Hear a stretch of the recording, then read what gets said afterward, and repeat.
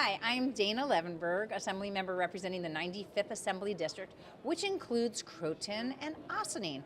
I mention these two municipalities because I'm going to be referring to them and the wonderful and beautiful quilts behind me, as well as our constituents from Croton, Chandu, and Patty, who are board members on Croton 100, as well as I have Suzie Ross here, who is on and probably co-founder of Ossining's chapter of Cure 100, which is the organization that kind of grew out of Croton 100. So our board members from Croton 100 have started this quilt project to kind of talk about all of the different measures that people can take on their own to combat climate change and reduce their carbon footprint.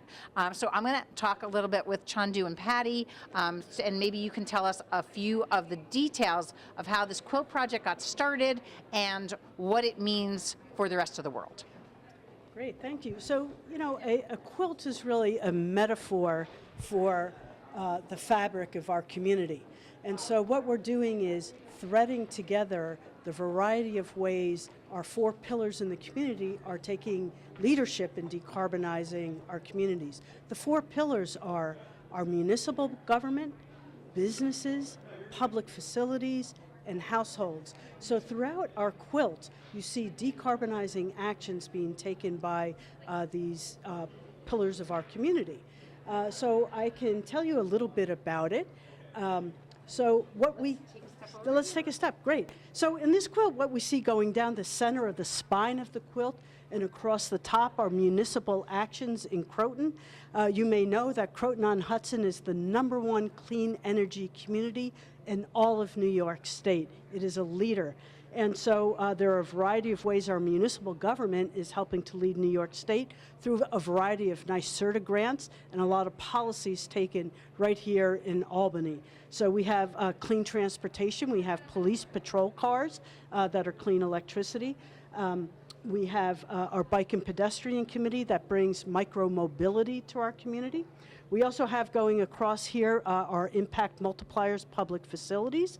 This is a very special project in Croton that has brand new, has 33 affordable rental apartments that are all clean energy. Yeah, and our Temple Israel has solar on its roof. Then let me just show you what's going on here with all these white patches that are on the quilt. These represent household level decarbonizing actions. The bigger patches are for the bigger actions people can take, like electric vehicles, heat pumps, clean electricity, and then we have smaller impact items. There are about 200 decarbonizing actions from the household level represented on this quilt in these white patches. And let's just shift over maybe. Chandu, do you want to talk about some of these other actions on this quilt that are represented over here? Thank you, Dana. Happy to do that. So these quilts really represent, in a very artistic way, the momentum and the progress that the entire community is making. And we all understand that decarbonization is a very, very important problem that we have to solve quickly.